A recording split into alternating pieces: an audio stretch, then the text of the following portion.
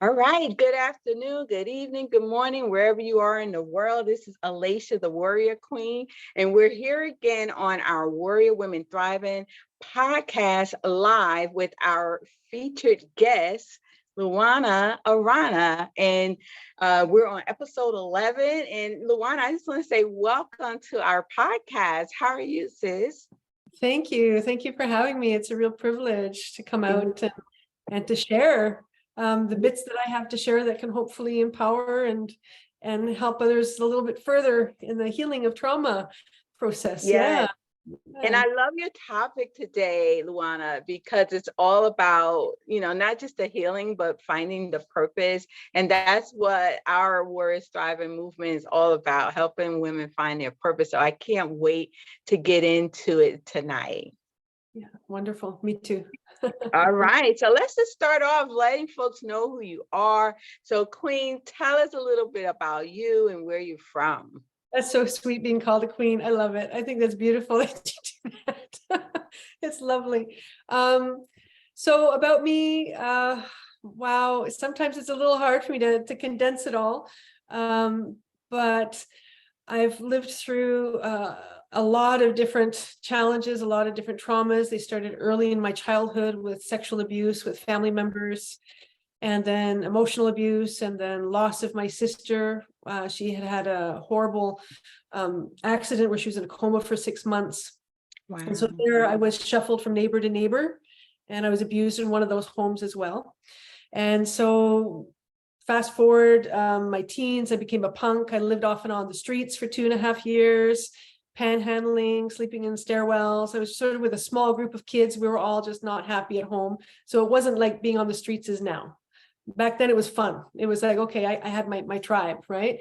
But I made that experience. I tried to take my life when I was 16. Didn't succeed, thankfully. I heard a little voice in my head say, hey, it doesn't have to be this way.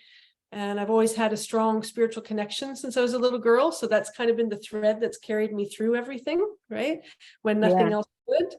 And then after that, a year later, I did a self-improvement class in a modeling school, John Casablancas in Toronto.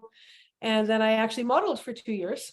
Wow. Yeah, and it was really fun. And I stopped when it stopped being fun. Of course. And but it was me just, rediscovering myself. But my soul was always very, very philosophical, very deep. I was always looking for answers since I was a little kid. And when I was 18, I moved to Germany. And then my soul's desire for being surrounded by amazing wisdom was finally fulfilled. And, I just really thrived in Europe in many ways, as well as there were traumas. So, I overcame, I lost everything I built up in 4 years and 24 hours. I'd lived in Switzerland, and I lost everything just like that. I had to leave the country. I had no money, had to rebuild. And then after that, I was illegal in Germany, and then I met this man who seemed amazing, and that was the biggest narcissistic abusive relationship that I encountered as an adult, and it took me about 2 years to get out of there. And he had really like they all know, they know how to hook into our Achilles tendons, subconsciously. It's like prey in the wild. They just have that sixth sense, and he accessed that in me, and I was really lost for a long time. I didn't know my value. I didn't know who I was. I lost track of the woman I was before. And that woman was somebody who was traveling the world by herself. She was very independent, doing yoga, meditation, all kinds of stuff. And then after a brief time of being together with him, I lost all of it. And it was like I was regressed back into, a child state. Wow. Insecurity and inadequacy and not feeling enough. And it's just so elusive how it happens, right? And especially with a covert narcissist, they're very charming. Oh yeah. And they really, they really make you feel good in the beginning, but then slowly they start tearing you down and making you doubt yourself, right? And because of my situation, having lost everything in 4 years, I was unsettled. So, if I hadn't had that situation, I probably would not have gone with him. I would have listened to the flags. But there's also blessings that happened because I went with him too. Because in the end, he became my biggest, mirror and teacher of how I felt about myself. I didn't feel I was lovable. Wow. I didn't feel I was enough. Yeah. And so once I started, because I was still in the shock of losing everything, right? So Mhm. that shock plus that was like a double whammy. But then after about a year, I started to, like I was like, what happened? Where are all my things from the past? And what happened to me? I started saying, this isn't me. I didn't feel like me. I felt so far away from who I knew myself to be. And he had demonized yoga, demonized meditation, demonized everything. All the few friends that I had met when I first went to Germany, he had scared away, right? So I was Mm. isolated with him. Yeah. And then Yeah. so after that year, the shockwave of the loss started fading. And I started asking, well, wait a minute, where am I? How did I get here? How did this Wow. person convince me that I'm worthless and that I'm lucky that he loves me? Yeah. Wow. How did I land there? And then I started doing more inner work and inner child healing work and Mm-mm. becoming aware. Let's And then, unpack right here, Luanna, yeah, because yeah, you're giving so much, right? But I want to unpack a little bit for the audience, only because you're saying some golden nuggets, and I really want you to dig a little bit deeper dive into those things, because you just said something that was so critical. You lost value in yourself because yes, you used to be someone, right? That mhm, at least in that point in time you felt worthy, valuable. And then all of a sudden, someone came into your life, yeah, charming, mhm, right in the beginning, and then started to show the signs of a narcissist and started to tear you down. And then yeah. you mentioned you lost yourself. Can you really give a little bit more deeper dive there? Because what was that like, and when did you notice that enough was enough in this case, right? Something was wrong. Yeah. So let me go. So one of the things we did is we had a restaurant together too, and that locked me in Ah, once I got my papers. So that became my baby. So that became something I wanted to stay for. But so it was very, very insidious. He's just slowly was criticizing me more and complaining about my friends. If I wanted to go out for a coffee, he would fight me for 3 hours to the point that I just say, fine, I won't go. And so that got really, really bad. And then somewhere, I guess it was probably around maybe even already 6, 7 months in, I started questioning, and I started questioning him. Why are you treating me this way? And he would make all these crazy rationalizations. Oh, you're complicated. That's why nobody ever loved you. That's why mm, your last boyfriend who you loved left you. wow. That's why you'll never find anybody. You're just too complicated. And that was my Achilles tendon. He just really just, and I was like, and I felt so unworthy. And because of things in my childhood, I already had such a load of that unworthiness and unlovable, Yes. right? So Yeah. he really fed into that. And again, it was about a year into that where we had a guest at the restaurant. Her name was Marcia, and she was from Latin America, and she was a painter, and she was also a counselor coach. Oh, wow.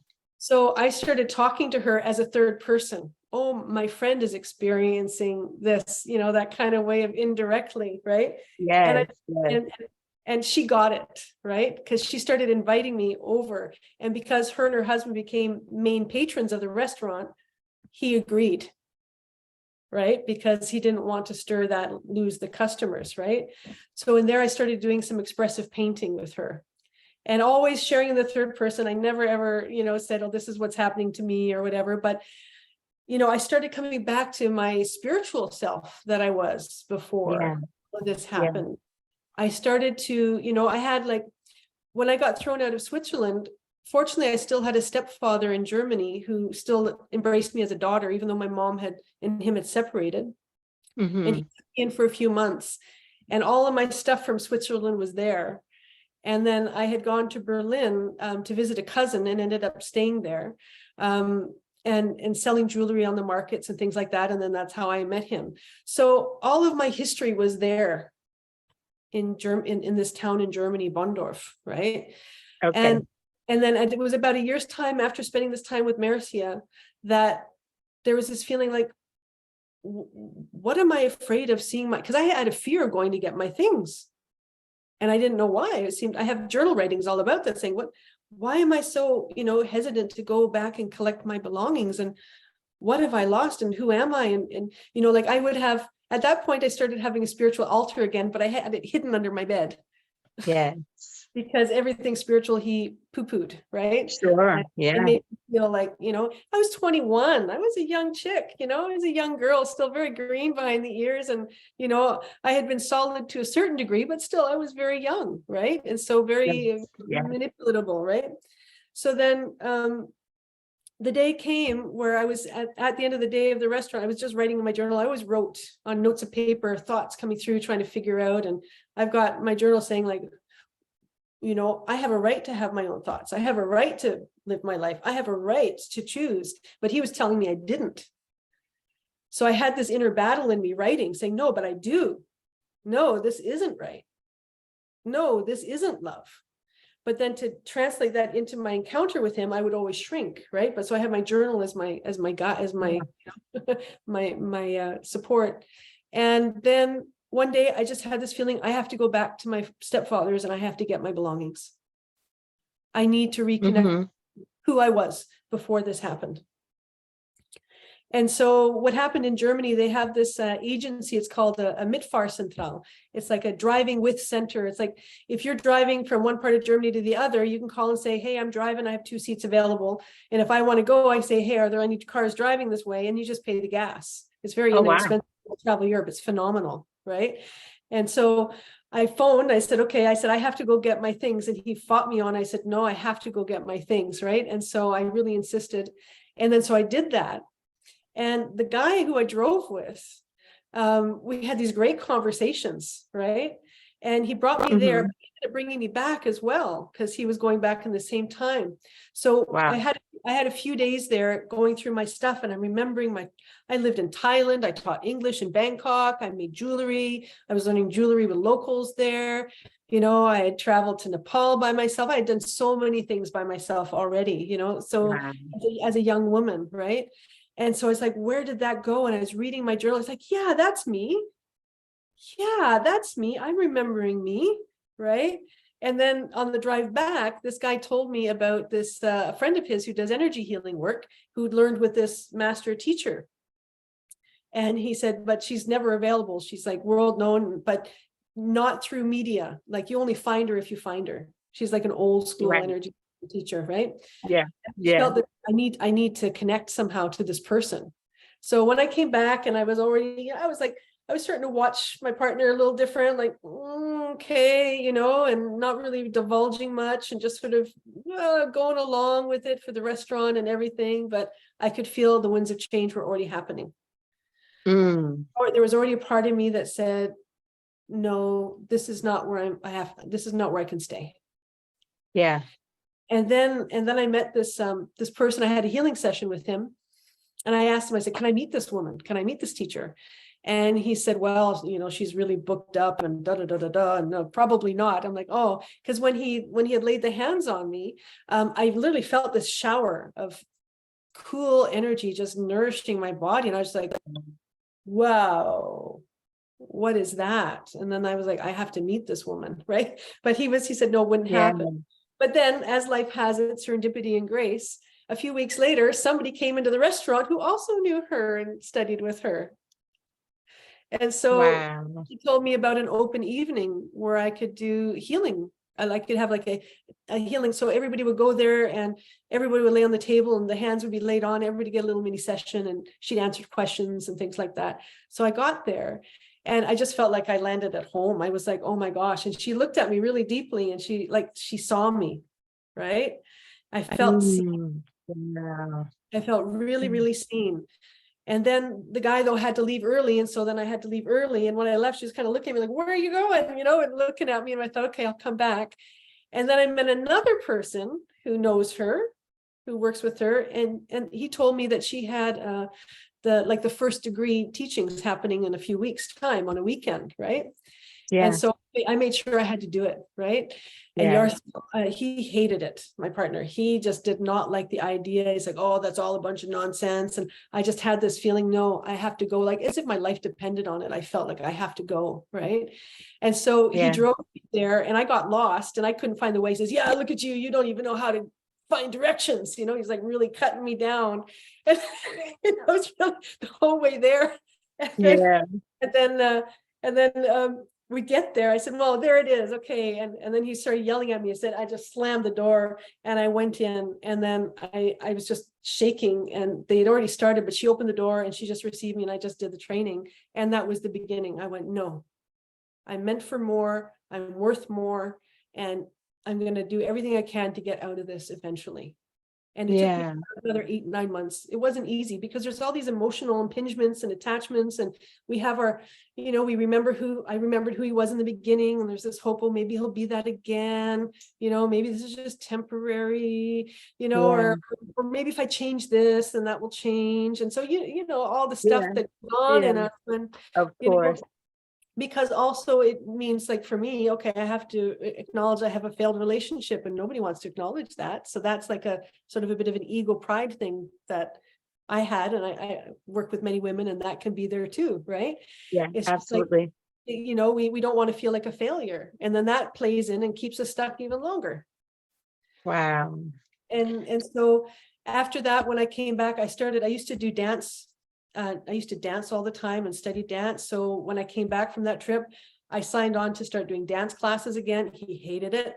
I went to my first class, and I had left him alone in the restaurant to work with somebody else. And I came back and I was all excited. I could feel me coming alive. And he didn't even look at me. He didn't even say, how did it go? And I went, aren't you going to ask me how this went? He says, why? What do I get from it?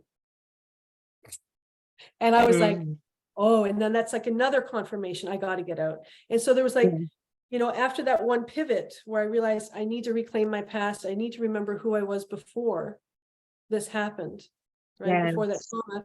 As soon as that pivot happened, it was just like little layer, like more pieces came in.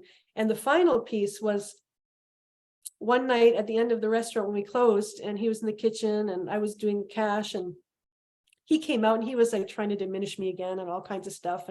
And he said to me, oh, again, my Achilles tendon, you're so complicated, right? And that time I stood up, I looked at him and said, yeah, I am complicated, and I love it about me. Woo! He just freaked right out. He just screamed. He could have lifted the roof, right? And he went back in. I went, gotcha. And after that was 3 months, and then I was gone, and then I left. One of the dancers. So let's interject here, because I'm loving what you're saying. And you went through a whole journey of what it was like when you were in, your abusive relationship, but then as you were becoming, right, and reclaiming, like you said, your past, or becoming a higher version of yourself, because you started to do the deeper inner work, that gave you the strength, the courage, and the confidence to be able to love you again.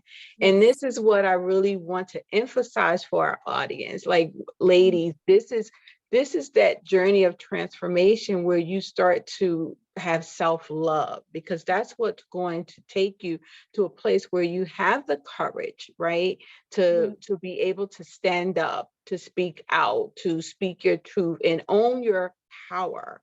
And that's what, my program is all about that too. It's about owning your power, because that's in activating your voice by being able to do exactly what you did. So first of all, I applaud you for reclaiming your power and your past, and standing up, right, in your own truth of who you are, because it was a reframe, it was a shift in your identity of who you are.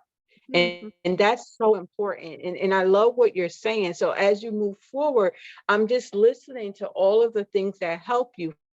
First had, again, like you said, either serendipity or grace, but these people came into your life for a reason. And I don't want to make light of that, because we can manifest the type of people in our life that we want or need if we focus on what we want and stop focusing on what we don't want. We know that as coaches, but everybody don't know that. And you did that. You were able to start thinking about who are the people that you need in your life. So you attracted Marcia, you attracted the energy healer, you even attracted, the man who took you back and forth, to go look at your things. You attracted the next person who knew the energy healer. Like, so that wasn't by accident. No, it's like, for me, that's just pure grace. And like I always say, like with every hard hit, there was double or triple the grace that helped me get back up and get through, Yes. and that's that spiritual thread that I've had since I was a little girl. I didn't have a religious family. I just had a connection. And my whole life, I've been defining that connection through exploring different cultures, different religions, philosophies, all of that Yeah. stuff. And To that's so beautiful. But what do you recommend, Luanna, for women who are not quite connected spiritually? Because I mean, I feel you, I am connected spiritually, and that's what I do my work off, from a spiritual ground. But what about women who don't necessarily have that spiritual connection, maybe looking for it, but don't have it yet? How would you advise them? Well, it would depend on which layer they're at in their journey as well. But really, at a very basic level, there is universal natural laws. We don't even have to be spiritual to understand them. Yes, They, they, exactly. they are immutable. No trend, no fad, no anything century can take away those. They are immutable, right? Yes. And so, the law of resonance, right, is Mm. a huge one. And for me, like I said before, he ended up becoming my teacher. Why? Why did he become my teacher? Because I realized that the resonance I was emitting was enabling that to happen, not as blame, but understanding the law of resonance in the universe. Yes. Right? It's about going beyond blame and looking at just these foundational laws that say, okay, like attracts like, right? And I wasn't like him, but every abuser needs a person who has the right frequency to be abused, right? The victim and the perpetrator. And there's a match, there's a symbiosis there. So my turning point of taking back my power was in identifying, so wow, he's showing me that I don't love me. Yes. He's showing me where I don't show up for me. Wow. Yes. He's showing me where I don't give value to me. Yes.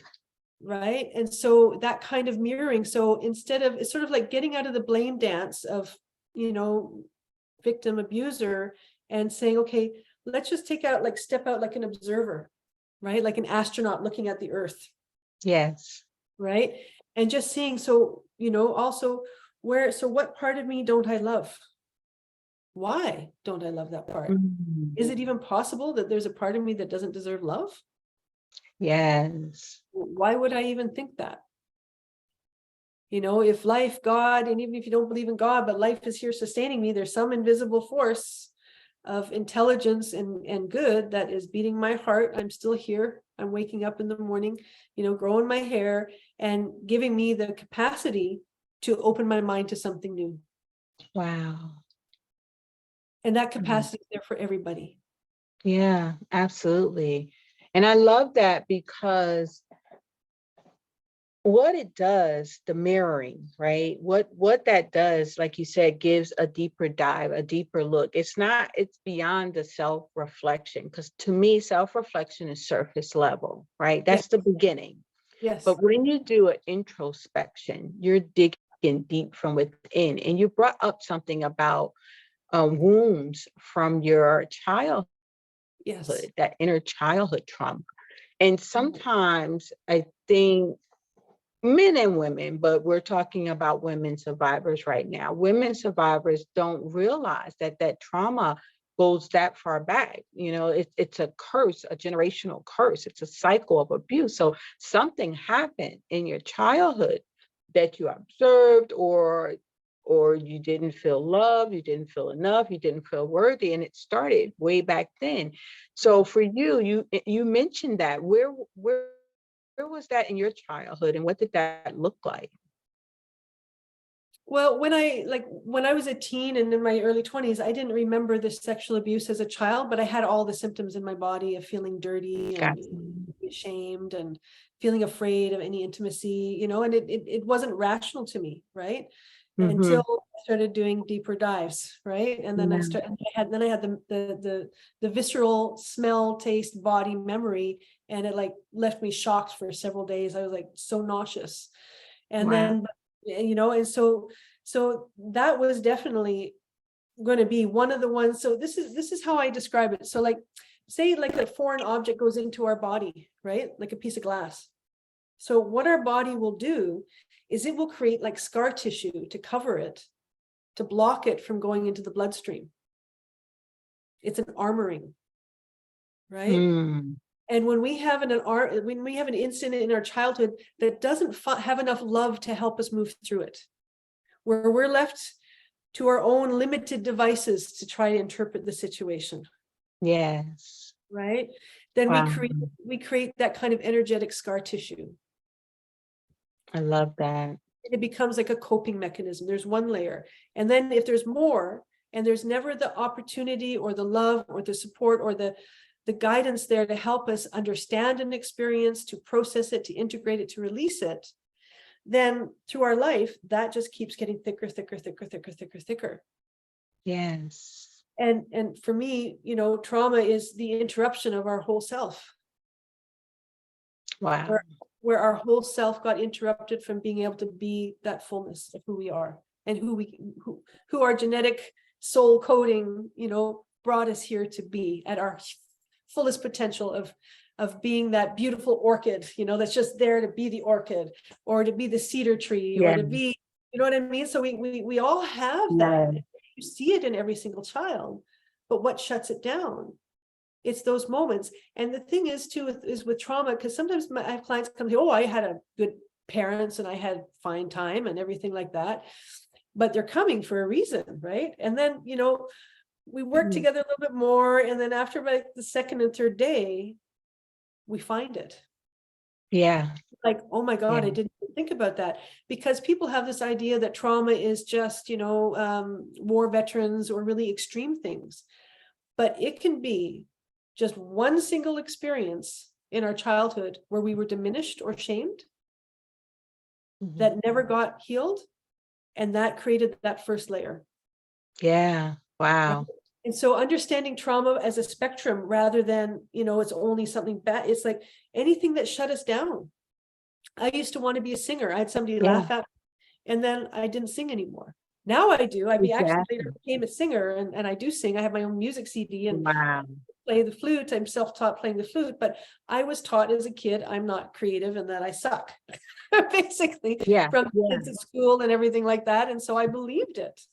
Right. So that was enough to shut down that creative potential. And I had that armored for a long time, and it's just as an example, right?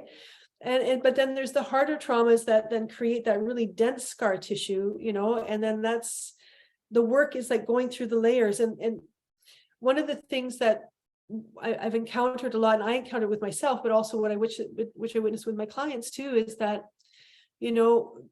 we go through so many layers, but then another layer comes up. We're like, oh my God, but I thought I healed that. Right. But the thing is we did heal that layer. Right. And that healing that layer has led us to encounter this new layer, because we don't heal all at once. Right. And when we can understand that, we can have more love and kindness towards ourselves and more compassion, like we would towards a friend if we saw that. Absolutely. I want to interject here because you mentioned something about the parents and in the spectrum of trauma. I love how, the language that you give to that, because some people may not see, right, that they observed or was a part of something in their childhood that created this identity, right, this negative false identity of who they are today as an adult. And I love what you said, because sometimes the parents don't necessarily mean to. It's not necessarily abuse directly, but it's indirect, like exactly what you said, telling the kid they're not good enough, right? And I'm thinking about like where I grew up in Newark. I grew up in Newark, New Jersey, the hood, quote unquote, if you will, and very rough area in a lot of single parent homes, by the mom. And one of the things that I heard a lot amongst my peers is You're no good like your father. You're going to be just, like your father, this and that and the other. And the fathers were no good, right? Right. So telling a male child that in the early ages of their life, you can't even imagine what that does to them. And I was No. just on a webinar just the other day. I think it was yesterday, in fact. And it was beautiful what they were talking about, how to help young boys and men heal. And it's in the fact that they don't know how to express themselves, Yeah. right? Like Shut down. women, we communicate, right? And as young boys, they don't know how to express this their feelings, so it becomes anger and rage, because if it's untapped, it's like, how do you focus on the young men to get them to be expressive, right? Because that they're holding in all of that hurt and rage and pain. Now going to the young ladies, same thing. Yeah. I remember some of the women, well, they wasn't women yet, we were girls at the time, we were young, and their moms would say things like, you're a whore, or you're this, and all these bad things. And I'm like, my goodness, it's those words that Yeah. tear a young person down, right? And Especially then from the parent. say it Especially, again. especially from the parent. That's like the Right, from the power. Power of parents, parents. right? Yeah. Yeah. And, Yeah. and I know they don't mean to Yeah. hurt their child, but they are every time they say these things. So what can we do as a community to maybe help parents love or show their kids, whether it's a boy or a girl, the love that they need, so that they can grow up feeling the love, right? Because if you don't feel the love growing up, you're not going to be able to love yourself. And if you Yeah. don't love yourself, you're not going to be able to give the love out. And everyone does not have access, right, to that spiritual connection, Yeah. Yeah. or they Yeah. do and don't know how to get it, right? Yeah. So what would you say we can do as a community, as a sisterhood, to help parents with their Mm. children? Yeah. A big part of that is the parents have to be willing to go on that introspection journey themselves too, right? Because our parents loved us the best they could. They didn't learn another way. Yeah, So, I mean, that's really a big part of it, because if they don't know what love is, it's hard for them to love. So, exactly. so it could be, healing the inner child of parents to help them get closer to their child. Maybe that could be, creating something, a forum or a group where parents realize, yeah, I kind of get too triggered. And when I get triggered, I say things I don't mean, and I don't know why I say things I don't mean. Right. Yeah, And then yeah, so they have to want to be able to bark, well, why do I say the things I don't mean? And then we go into the biology of trauma. And we understand that, oh, they get like for me, if I was to do that, I would teach like I teach with my clients. Your limbic brain is activated. And when your limbic brain is activated, your frontal neocortex is like a power outage. There's no neuroactivity. It's all the amygdala and hippocampus, the fight or flight, survive or fawn yeah, mechanism, right? yeah, And it overrides all of our reason. And that's the thing with trauma that's so challenging to heal, but it is possible. And when I say heal, I mean to restore our wholeness, to restore the nervous system to a more whole and balanced place, right? yes, But for that, exactly. we have to want it, right? We have to see that, okay, there's a problem. Whenever this happens, I lose control, even though I don't want to. So how do I uncover what's there, right? And Yeah, wow. right, and then Yeah, once we start uncovering that, it's like dominoes, that first, when we start asking the right questions, boom, boom, boom, boom, boom, life just starts bringing in all the pieces that we need. yes, But we have to yeah. ask the right questions. Like, why me isn't a question. Mm-mm, And mm-mm. it just makes us loop and loop into the abyss of darkness, because there's no answer, Yeah, right? yeah, But what is this showing me? What is this reaction in me showing me? What can I do with that? What can I learn from it? absolutely. What can I change? What new choice can I make? What help can I go for to help me Mm. release it? unwind my nervous system, right? So Yeah. when we ask what instead of why, that's a huge one. Yeah. And I love what you're saying, Luanna, because what you're alluding to is the fact that you can't do it alone. That's No, what you're really saying. You no. need support. You need a coach. You need a mentor. And some people need deep therapy, right? Yes. And it depends on the spectrum on which you are in your trauma. So I love again how you said that. And what you're saying right now is so important for our audience to understand. The reason why you're staying stuck in this cycle, this dark abyss, I love how you said that, is this cycle of invisibility, isolation, I'm alone, I'm not enough, I'm not worthy, and all the rest of the gamut, right? The reason why you're stuck in it, and I like what you said, is it's going to be a repetitive cycle because you're asking yourself the wrong questions. Yeah. And, Yeah. and you're not, and it's not even yourself more so, it's like you said, what support do I need?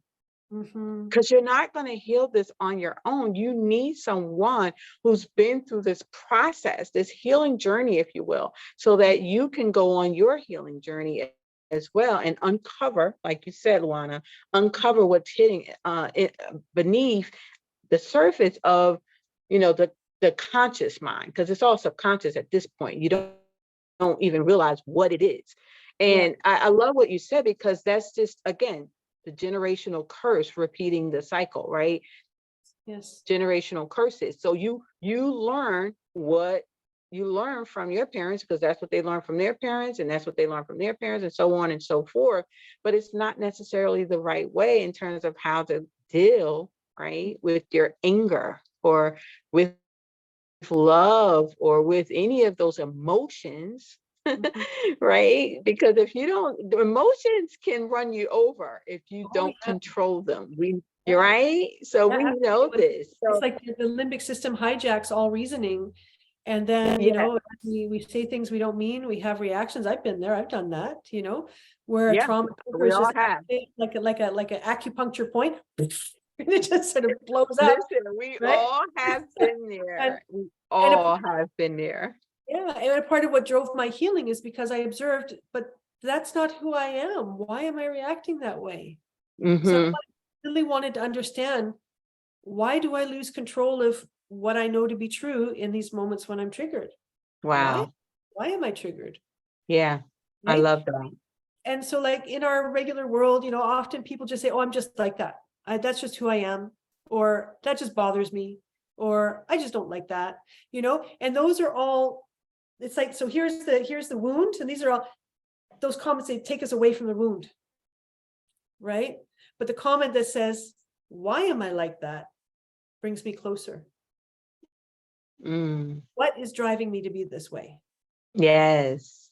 And Right? you start to deal with What the layers. what is driving this trigger? What happens to me? What am I looking for in that moment when I'm triggered? Maybe I'm Mm. looking for recognition. Wow. Maybe I'm looking just to be heard and seen. So if the other person can't hear and see me, how can I better hear and see me? Mm. So And it's all, sometimes people think that's through the yelling and the cursing and, yeah, but it doesn't work, because then that other person's limbic system is activated, and then it's like a ping pong. yes, There's no possibility. The ping pong goes until both are exhausted.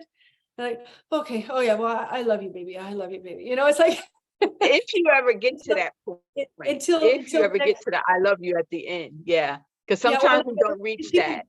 but people reconcile in whatever way they do to keep the pattern alive. Mm.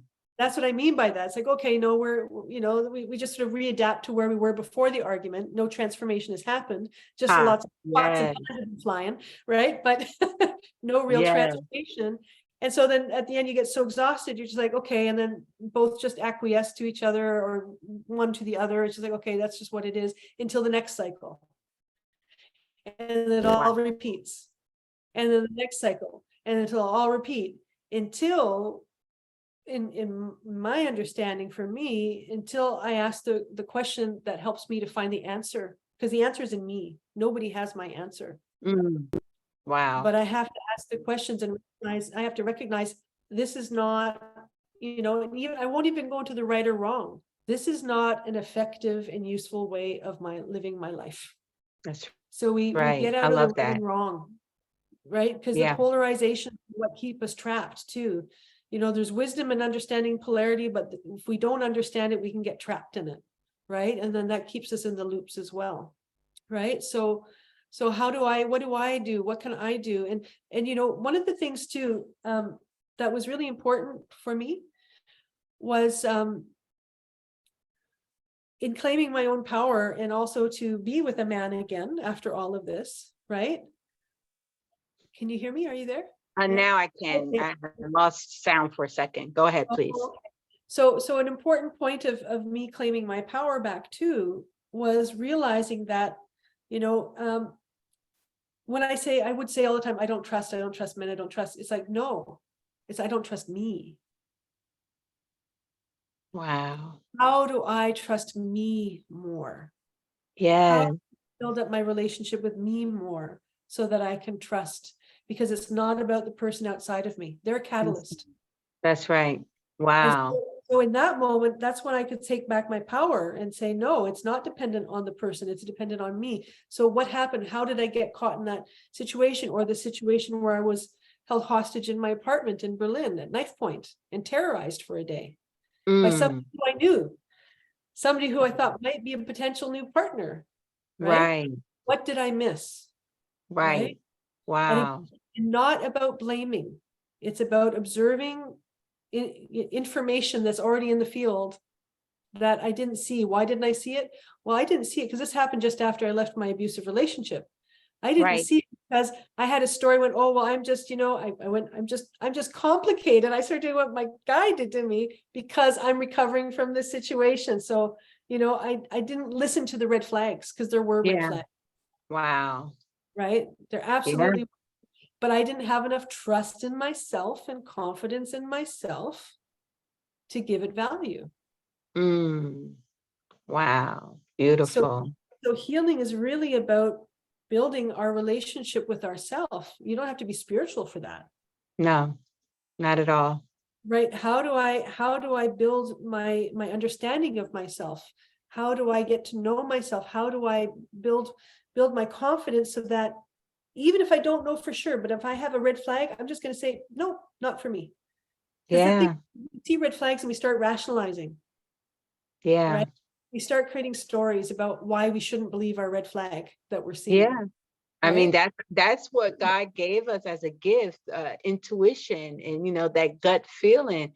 And I know I've ignored her so many times and wish I had not done that, but Yeah, I know better now, right? Like you said, what do you learn from that? It makes you aware and conscious, right? Not blame, not no, right or wrong, but no, what did you learn and what can you prevent? Or what can you add, right? So for me, it was adding the boundaries. I yeah, didn't have the boundaries in place, to have standards and expectations and really stand by those to as a criteria, right? It's like, oh, anything goes because I was in the old story, like how you said, I'm not enough, I'm not worthy, yeah. because someone put this in my head to say that you were, and it's a battle. You Yeah, said it, sister. It is it is a a battle. battle. And it's like sometimes it felt like, being in the boxing ring, and I get up and I get up and I Yeah, get up. But each yeah, time we get up, we strengthen it. And then the yeah. thing is, the question is, and the deeper question is, so how can this situation, this abusive situation I experienced, or this, whatever it is, how can this bring me closer to me? Mm, I love that. So then I'm reframing it, then I'm no longer, yes, I was the victim of the action, but I'm no longer choosing the victimized mentality of That's now, right. right? That's right. And then I'm saying, okay, how can this teach me about me? And what can I learn from that makes me even stronger, makes me know me even more, that That's makes right. me clearer, that makes me trust myself more? Because Mm, that's what the healing journey is really about. It's not about trusting others in that's my right. things. It's No, about you're absolutely right. trusting me again.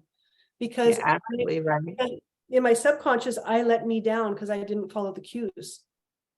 Right. So subconsciously, then I've made myself the bad guy. That's right. one that I can't trust. You're right. So it's really interesting, how we flip things in our subconscious. Mm-hmm. And the importance of healing this and unraveling our nervous system and gaining that broader view of ourselves is each layer I heal, I become more solidified in my life, and my cognitive capacity grows. Yeah. I actually can make better choices. That's right. Wow. Right? I can see patterns better That's right. that I couldn't see when I was 21. Now I can see patterns. Yeah. Right? Yeah. And now I put the dots together. And there was a point in my healing where I was going through that time of feeling like I didn't know if I could trust, my insights, or I'd meet somebody, I don't know, maybe it's just me or whatever. And I made the decision to say, if I have one red flag, whether it's my own story or the truth, doesn't matter. It's a red flag. I'm honoring it. I'm stepping back. That's right. That's right. And that's kind of it. And I was just going to ask right there, because when a woman is honoring her truth, her intuition, her gut, what should she look for? Like, give an example of some of the red flags that might pop up that she should be aware of. Any comment that makes her feel less than worthy. Our body is the truth teller. It cannot lie. Our mind can rationalize till the cows come home, and we can find all kinds of excuses and stories, but our body is the truth teller. And so when we learn to understand, trauma biology, what happens and how we can shift it, right? You start to tune into the felt sense of your body, because most often we've been traumatized, we're not in our body anymore. So our major discerner of truth is offline. So we don't know how to read the body anymore because we've dissociated from it. Wow. Right. And so for me, movement therapy was a huge element of my healing. Dancing and getting into my body. Somatic therapies are really good for that too. Right. So we recreate a connection to our body so that we start to remember, even just an exercise, people on the phone, on the call right now, just close your eyes and think of a moment where you felt love, where you felt, it could have just been a microsecond even, where you felt, in awe of life and the possibilities, where you felt joy, where you felt, there's a certain, everyone has this, we all have this unique way of feeling us. There's a uniqueness where we say, oh, there I am. You can feel it. And as you tune into that, your biology is already shifting. You're releasing endorphins. I feel it. I feel it. Yeah, you're releasing endorphins, happy healing hormones. Your vagus nerve is coming back online. Your parasympathetic nervous system is coming back online. And your frontal cortex is lighting up. And the limbic system is dimming. Wow. Beautiful. Right. And you just feel that. And so there's an exercise I share with my clients. I'm going to get you to do that now if you want. So touch these two fingers on whatever hand together. And imagine there's a microchip here. Okay. Now close your eyes again and tune into that feeling. And imagine you're downloading this. You're downloading this to this connection. So what you're actually doing right now is you're creating a neural network of association that will associate touching these two fingers together with this felt sense of feeling safe, feeling loved, feeling you. And you just hold them together. Yeah, just hold them together. You're downloading. And download in there other moments that might come to mind. Right. And so this is a really powerful tool. And what is this called? What is this? I don't remember the name of it. I learned it.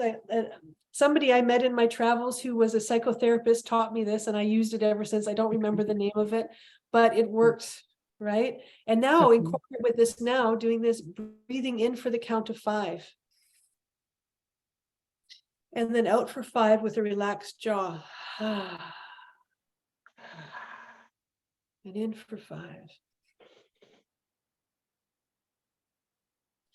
And out for 5. And all the while tuning into that feeling, you're downloading it. Can you feel this expansiveness in your body? Yes. It's getting lighter.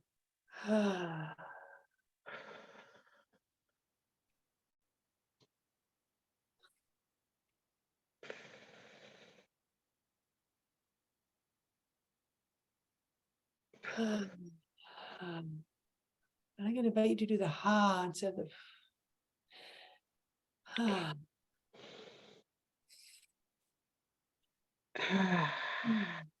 You know how much deeper that goes with the ha? Yeah.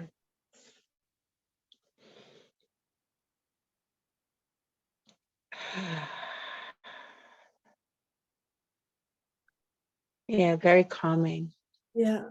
very connected to my body, Yeah. connected to this exercise of visualization, seeing myself in joy, happiness, safety, love, connection. It's beautiful. Yes. And look at that. With this, we changed our chemistry. Your body chemistry is different now than it was just a few moments ago. Yes. That's the power we have. Yes. Beautiful. And it And doesn't take much to do it. no, and when we practice this, we become more embodied in our body, and then we're able to tune in to the subtleties, both within us and in our environment better. That gives us the feedback and information we need to build our own trust with ourselves and to choose. Yes. It's Wow. it's really powerful. And so this breath I shared, it's a combination of the heart math with the Hawaiian Lomi breath. Okay. So in the heart math, they do the 5 seconds in, 5 seconds out, and also the tuning in, right? But they Yeah. do it through the heart. There's other elements I didn't share, but so that part, the breathing in for 5, out for 5, creates like this rhythm. Mm-hmm. Just creates this rhythm of breathing in the nervous system. Yeah. And Hawaiian work, you breathe with a drop jaw, for the reason that when we feel safe when we're kids, we've all got drop jaws and they're drooling, and we're breathing with full breaths. Okay.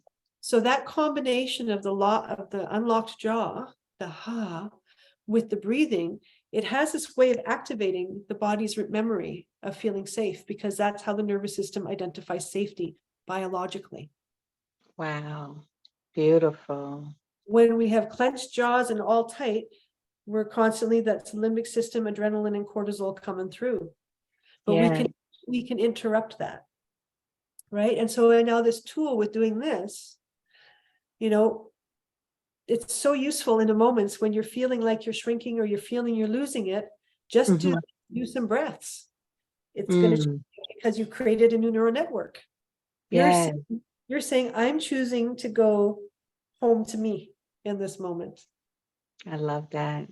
Even if it's just a little piece of me that I remember, it's enough of me so I can grow it. And then each time you use that technique, you're growing that neural network. You're growing a new pathway. That's right. Yeah. Right. A new habit. And then the gap between remembering and forgetting who we are gets smaller and smaller and smaller and smaller. I love that. So it's a step-by-step process, little by little, but every action we take towards that to say, to say, okay, I'm going to regulate my biology this way. And regulating my biology, I'm going to start feeling. And what can happen is you can start, having emotional stuff coming through, right? But when it comes up, breathe that way through it, because then it moves out of the nervous system. Yes. Because otherwise, when those triggers come up, we cry, we hold our breath, right? So it's counterintuitive to the reaction of the moment. But when we can remember to breathe in those moments, we're helping our frontal cortex come back online. Yes. So that we can see a broader view and we can guide ourselves through the emotions. Like we become our own guide through those dark, tumultuous moments that, have a lot of power, like an undertow to take us. But then we're the hand, we become the hand that's holding ourselves to pull ourselves back out of that undertow. Right. When we take those measures to, do the breath work and that, it's very effective. I mean, I wouldn't be where I am today without it. It's incredible. It is, and I've done some work like this. We have a diversity, equity, inclusion person at my job where I work in higher education, and Yeah. she brought this method. It's similar to what you're doing, this breath work, and it is visceral, right? It's in the heart, it's in the body, in the mind, soul, and spirit, and it's like she brought this idea of the breath work. And then one of my guests also the idea of tapping. And so That- this here yeah. reminds me of the tapping. Uh-huh. So with Yeah. that and the breath work, and like you said, that visualization, it really does recenter you and make you feel lighter and bring you back to, who you are meant to be in a sense. And one of my coaches talks about this idea. I don't know if you ever heard of it, the intelligee. And the intelligee is really your higher version of your future self. And when you said Right. that, you're that version of yourself that's bringing the past of you back, or when you try to revert back to your past, it's bringing you back up to where you need to Yeah. go in the future and focus on. And I love the idea of this intelligee because it really truly is your higher self, your future self, letting you know, like, hey, it's okay over here. this Yeah. is I our think it's, this is yeah. our future. We're good. You don't Yeah. need to look in the rearview mirror anymore. You don't need to go back in that past and revert, because it's all good here in our compelling future. So I love how you took us through this exercise, Luanna. I mean, I feel lighter and less burdened even right now. It's a great time to feel like that, right? Because we're going Yeah. into our Thanksgiving season. And it's just like, I want to be mindful and cognizant of the time.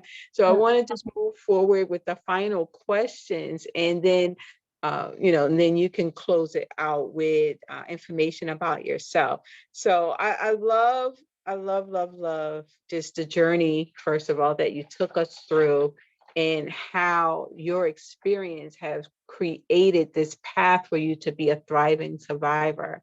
And I shared, first of all, I didn't get to ask this in the beginning because we went right into it, into the story. But I wanted to ask, first of all, like, what made you accept my invitation? That should have been asked in the opening statement, but Because I want to share where I can share, you know, to, one person hears what I say and it helps them, beautiful, and to support what you're doing, because, there's a lot of need. yeah, yeah. There's And it a lot- goes into the next part of that question is, why do you think we need this idea of a warriors thriving global movement? Because this is the campaign that I'm working on, the 1 yeah, million strong warrior women survivors thriving, and it's yeah. a global movement. Why do you think we need something like that? We all need somewhere that we can have hope, Mm, somewhere, someone we can see a possibility that is also our possibility. yeah, I think that's important. You I know, love that. when we see other people who have gone through something and they made it through, that gives hope, Yeah, right? And that's, absolutely. and then, and to be that example of possibility is a real privilege. So for Mm, me, I understand that whenever we make it through something, whatever it is, it's a natural extension to start sharing to help others through, right? And not help as if, not help, but to give that encouragement, to give that example, to give that support, right? And to show, empower and inspire. That's how I sum it up. yeah, I yeah, exactly, love to empower and inspire. So I think, any kind of a movement that empowers an individual to embrace their full self, to encounter their deeper self and bring healing so that they can, be their true best self. I think any movement that does that, awesome. Whatever, it. whatever way it's being brought forward, because that's what we need. We don't have enough in our culture that Yeah, shows about this journey of healing and uncovering and learning and, questioning our own thoughts. We believe everything we think, and that's the problem. We don't question the thoughts we have. that's And right. and we can find validation for every single thought under the moon. We can find validation. with the rational mind. But truth is truth. Yes, I love it. And to heal ourselves means we're bringing ourselves back into alignment with that universal truth, where our body is like a tuning fork and we can feel it. We can feel true when it's true. We can feel Vibrating at the higher level towards self-actualization. That's exactly what you're talking about. Yes. I love that. And so I loved your answer, giving hope and everything that follows. And what do you think would be the benefits of creating this empowered network and inspired network of women that's thriving around the world? What would be the benefit of that? The benefit, well, many, even for like all the mature women that are mothers, when they heal, their children are going to be even happier and healthier, and then their children. Like you say, it's all generational healing, and every one of us at the beginning of each new generation, we're given the task, should we choose to accept, like Mission Impossible, Yes. to break some of the ancestral curses, as you call it, or chains or patterns. That's right. That have held us back, and that's there for all of us, whether we choose to or not. It's just what it is. But for those who choose it, right, who want to do that, then having this in place is going to benefit so many people and so many generations to come. Change the world. Change the world, from inside out. Just noticing my camera is really blurry. I don't know why. I can see you fine. You can see it. Oh, on my side, it looks blurry. I can see you fine. I can see you fine. So I love that. And that's what we're doing, in creating, this idea of committing to create, I should say, a future without violence for women and girls around the world. And that's using our collective voice and power. And that's what my mission is I am the igniter and the champion of this 1 million strong warrior women survivors thrive and global movement. And sister, thank you so much for being a part of it, for saying yes, for speaking your truth, being transparent and vulnerable tonight in all the work that you're doing, which I honor you, I support you. And, just again, it's amazing how your mess can become your message, right? Or your wounds can become your words of wisdom. And that's what this is about. Like when you mention whatever we learn, we can teach others. So it's that whole idea of each one teach one or each one reach one. So again, thank you for being a chain in the in this global movement, because it takes a village, right? To the African proverb, it takes a village to raise a child, and and not just children. It takes a village to raise our sisters, and that's what this is all about. It's a true sisterhood for support, but it's not about reflecting right on your past, but it's about reclaiming who you are and becoming that higher version of yourself, and walking in your purpose. Like Luanna's whole mission is to that inner healing to help you walk into purpose, and that's what my mission is too. So that's why we're in alignment with one another. God has brought us together for a reason. There are no mistakes and no coincidence, and I know that God is going to have us work together in the future, Luanna, because we have work to do, right? We have work to do, indeed. We have work to do. So as we close, I want to give Luanna an opportunity to talk about some of the projects that she's working on, her book and some other coaching projects she's working on. So Luanna, tell us a little bit about what you got going on. What I got going on. Okay. Well, I just launched my first online course. I've always worked just person to person at my retreat center, but I just launched it for to rewrite your story. Oh, bring nice. your dreams to life. Yes, nice. Congratulations. Here, there's a coupon for a discount for it too, if they want, as a bonus for being here. And it's all about, a lot of what we're talking about, uncovering what is the story that I believe and that I'm telling myself, or that I was told, that's in the way of me being me. Yeah. Right. Yeah. And how do I bring me back to life through this? And once I'm in that vibration of me, then all different doors start to open. That's right.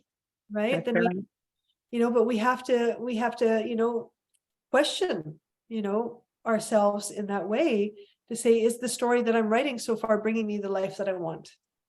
That's right. I love that. And if it's not, and no right, wrong, or bad, nobody's taught us, right? It's like That's all.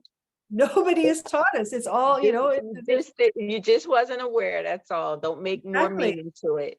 Exactly. And so, but now that information is there, what can I do with it? And how can That's right.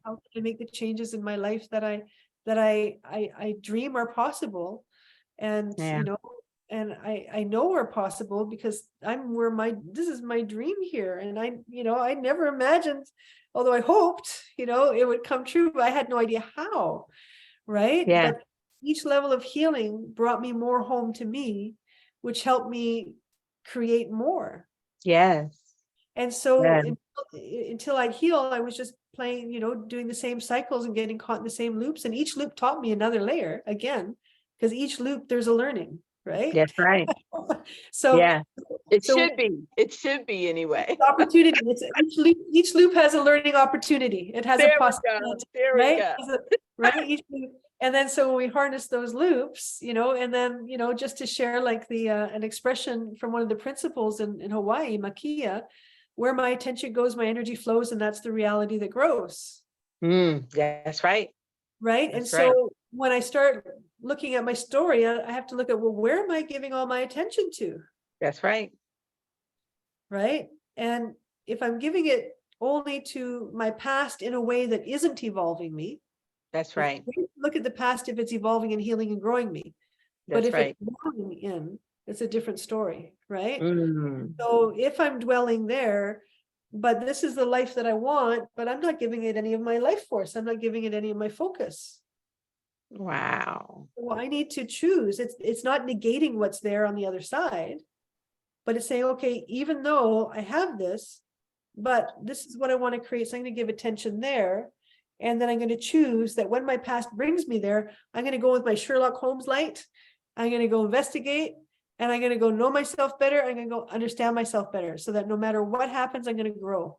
And with that kind of a commitment and attitude, then that whole journey of personal growth, it's not daunting anymore. It's creative. It's an adventure.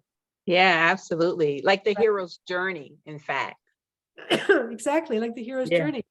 Yeah, I love that. And so we're going to put the link in the description when we post a replay, so you guys will get a chance to check out the course. And again, I'm offering an opportunity, sister, for us to work together, because we're doing the same work. And I would love to I'm working on next year, like an elite mastermind for us as coaches, so we can come together to support one another, for one, because we're all doing this coaching work for, our avatars, right? Our ideal avatars are the same. And, to come up with the idea of a summit for next year. So that's what we're looking into. I would love to have you be a part of that, so that we can all, support one another and then continue this work. So how can folks find you, Luanna? They could find me at on my website, www.soulspectivesinstitute.com. That would be the best way. Okay, perfect. Soulspectiveinstitute.com. Yeah.